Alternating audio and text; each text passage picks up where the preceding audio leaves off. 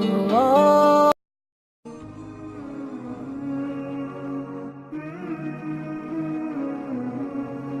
Baik, mohon maaf ya, kami akan membacakan satu pertanyaan dari Facebook. Ada saudara Sony yang datangnya dari Bekasi.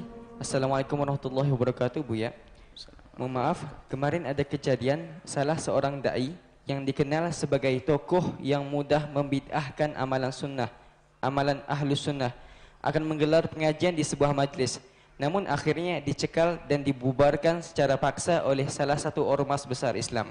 Apakah memang dibenarkan tindakan pembubaran secara paksa seperti itu hingga kepada orang yang akidahnya tidak sesuai dengan akidah kita? Mungkin itu saja. Assalamualaikum warahmatullahi wabarakatuh. Assalamualaikum.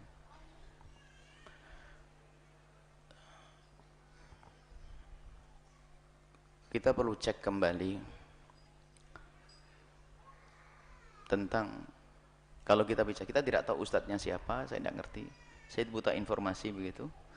Kalau misalnya ada satu ustadz yang di satu kampung kemudian menyebarkan akidah yang berbeda dengan akidahnya kaum muslimin yang ada di kampung tersebut, jangankan kok bertentangan urusan akidah, urusan masalah khilaf saja hendaknya dihentikan. Karena apa? Dia akan membuat keresahan orang awam, sebab orang awam nalarnya berbeda. Imam Ahmad ibn Hanbal punya murid, Imam Ahmad ibn Hanbal punya murid, pergi ke Mesir, lalu bertanya kepada muridnya, apa yang kau lakukan di Mesir? Muridnya bertanya, di Mesir umat pada bermadhab Syafi'i dan Maliki. Jadi sekarang saya berusaha untuk merubah mereka agar ikut madhabmu. Apa kata Imam Ahmad? Imam Ahmad marah. Kamu belajar madhab mereka, jangan kau bawa umat kepada madhab, kau bikin masalah nanti. Artinya, kalau orang membuat keresahan biarpun atas dasar kebaikan, kalau masalah urusan khilaf saja hendaknya dihentikan. Karena umat ini kalau salah faham berbahaya sekali. Bisa gara-gara urusan sepele, urusan kunut berantem itu. Ulama enggak berantem. Maka sangat layak kalau ada orang membuat keresahan di masyarakat.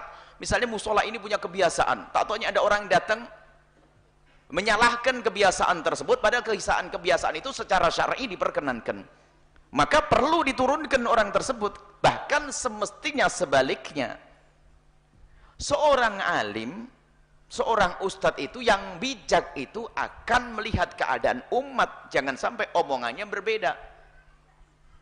Selagi sampai dikatakan bahwasanya al-amila madhabalah, maknanya apa? Ulama sepakat makna ini.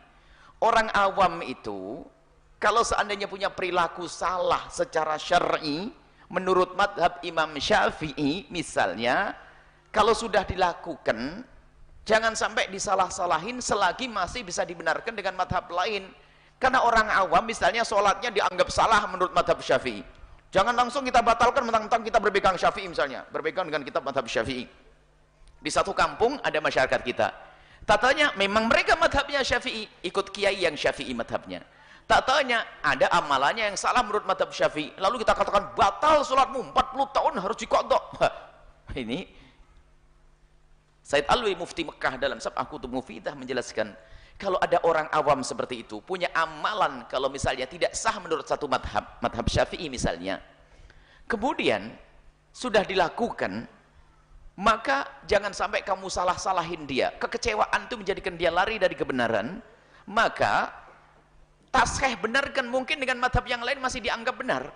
Selagi menurut madhab yang dianggap benar, maka anggap saja amalan itu sah dan selesai. Adapun pendidikan ke depannya, iya, itu pun dengan cara yang halus, bukan dengan cara menyalah-nyalahkan. Apalagi jika membawa akidah yang bertentangan tentang masalah ayat sifat, tentang Allah di atas, di langit, kalau sudah hal-hal semacam itu, bukan saja boleh atau tidak boleh, permasalahan menjadi wajib diturunkan. Karena dia bukan saja membuat keresahan umat di dunia, dia membuat sengsara di akhirat. Karena membawa akidah yang salah. Ini harus dipahami. Seorang ustadz itu harus bijak. Jangan sampai membuat keresahan. Sekarang masalah akidah dikit-dikit kafir, gara-gara misalnya urusan maulid Nabi, tawasul, definisinya dia buat, misalnya mohon maaf. Definisi membuat kita tidak ingin ada yang semacam itu. Kalau memang dia menganggap ini adalah sesuatu yang salah menurutnya, tentunya dengan kajian ilmiah sampai derajat yang disepakati kesalahannya sehingga harus keluar dari iman atau tidak. Kalau definisinya masih bab khilaf, itu harus berhati-hati. Jangan kita menyalahkan orang urusan khilaf. Misalnya, urusan khilafiyah. Suatu ketika di saat kami membahas masalah hal-hal yang semacam itu, ada yang nyeloteh. Ini Buya Yahya kok mengangkat masalah khilafiyah. Masalah khilafiyah kan tidak perlu diributkan. Memang macam-macam, segala sesuatu bisa dirubah. Kami mengangkat masalah khilafiyah itu akan kami tonjolkan agar orang tahu kalau itu khilafiyah.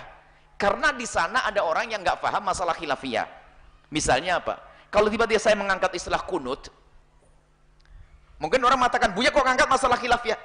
Saya ingin ngasih tahu kalau masalah kunut itu khilafiyah. Ada orang yang nggak ngerti masalah kunut khilafiyah. Misalnya, tawasul adalah sangat jelas. Masalah tawasul begini. Bukan kita mengangkat masalah khilafiyah untuk dipermasalahkan, justru kita ingin mengangkat masalah ini jangan dipermasalahkan. Traweh, kita ingin hadirkan traweh. Sebab ada orang yang ngerti khilafiyah, pokoknya yang benar harus ini, yang lain salah. Semuanya bid'ah. Jutaan masyarakat Indonesia ahli bid'ah, sakiai yang masuk neraka. Nah ini memang orang suka bikin ontran-ontran, bikin gara-gara. Lah itu orang-orang seperti itu perlu diturunkan. Karena apa? Umat ini perlu dijaga. Bahkan jujur, kalau seandainya saya harus menjadi imam di India sana, maka saya akan sangat salah kalau tiba-tiba saya membaca kunut di umat yang bermadzhab Abu Hanifah, karena saya membuat keresahan orang awam. Kecuali di belakang saya adalah para ustadz yang ngerti perbedaan madhab, saya kunut pun dia akan ngerti bagaimana bersikap kepada orang yang berkunut. Tapi kalau saya jadi imam di sana, saya nggak mungkin kunut, karena kunut sunnah. Tapi kalau saya bikin keresahan orang awam, bermasalah buat saya. Cuman kalau memang saya harus kunut, saya akan minta izin jamaah, saya Syafi'i, nanti saya kunut. Dua pilihan, kalau saya tetap jadi imam, saya akan kunut gimana? Atau kamu yang jadi imam? Dan saya harus legowo, karena mereka madhab Abu Hanifah, biar jadi imam. Saya ngikut di belakang, dia tidak kunut, saya berkunut. Nambah sedikit di saat saya berdiri. Keindahan itu kalau ditangani oleh orang yang punya ilmu akan beres. Tapi menjadi masalah itu, orang yang dikit-dikit mengatakan, sesat, masuk neraka. Habislah umat Nabi Muhammad SAW, semua ahli neraka, bid'ah. Nah, kalau memang ada satu ustadz siapapun dia, kalau ternyata pemikirannya itu merusak akidah, maka wajib, bukan sekedar boleh, wajib diturunkan. Kemudian dia telah menjadikan masalah yang orang boleh berbeda pendapat menjadi masalah yang tidak khilafiyah, sama itu menjerumuskan, maka pun harus diturunkan. Selagi masalah khilaf, hendaknya dihadirkan sebagai masalah khilaf. Mungkin dia adalah orang yang tidak pernah berkunut, ya sudah, jangan bahas kunut di kalangan madhab Imam Syafi'i.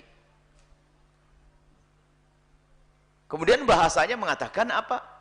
Kita pengen kembali kepada Al-Quran dan Sunnah Nabi SAW. Sebenarnya kalimat yang paling busuk diucapkan oleh orang semacam itu. Kenapa? Memangnya Imam Syafi'i tidak kembali kepada Al-Quran dan hadis. Nah, nuduh Imam Syafi'i. Imam Syafi'i tidak pakai Quran dan hadis. Imam Abu Hanifah tidak pakai Quran dan hadis. Jadi ada orang akhir zaman ini seolah-olah mereka lebih hebat dari Imam Syafi'i. Kita tidak perlu Imam Syafi'i, kita tidak perlu Imam Hambali, kita tidak perlu dengan Imam Malik, tidak perlu Imam